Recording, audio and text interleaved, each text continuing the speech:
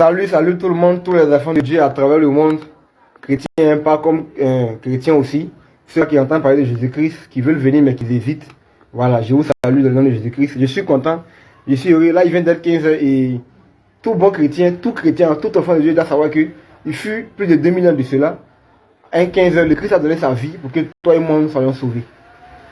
Voilà, donc, l'objet de ma vidéo d'abord, c'est pour une question, c'est pour répondre à une question.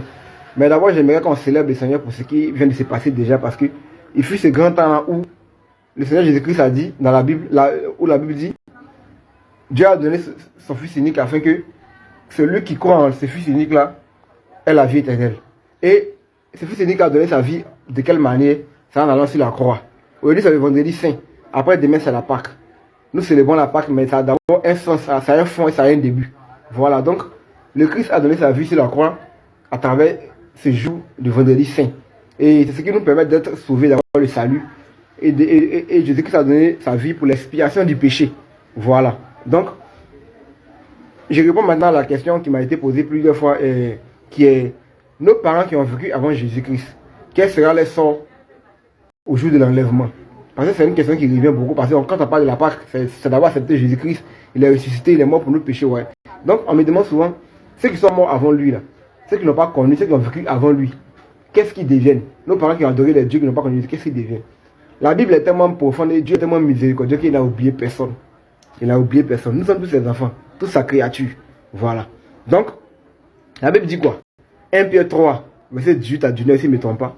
La Bible dit que Jésus-Christ est allé, après la mort sur la croix, il est allé au séjour des morts prêcher l'évangile à ceux qui étaient en emprisonnement, aux âmes emprisonnées. Et vous voyez que il n'a oublié personne en fait, il nous aime tellement. Ça veut dire nos parents qui ont adoré les faux dieux, qui ne l'ont pas connu, qui n'ont pas eu écho de lui là, il est allé vers au séjour des morts. Madame, il est venu vers nous, et puis il s'est donné à la croix là, et puis il a prêché là, et puis aujourd'hui nous on le connaît là.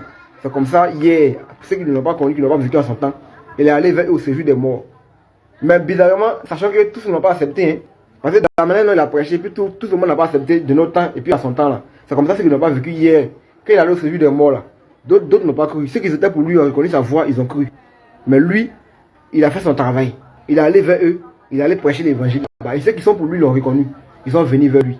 Donc, ta question est répondue, toi qui t'inquiètes de savoir quel est le sort. Dieu n'oublie personne. La Bible dit qu'il ne tient pas qu'on est en ignorance. Ils ne savaient pas que Jésus existait, ils ne savaient pas qu'est-ce qu'il était, ils ne savaient pas. Donc, ils ont fait les adorations qu'ils pouvaient faire.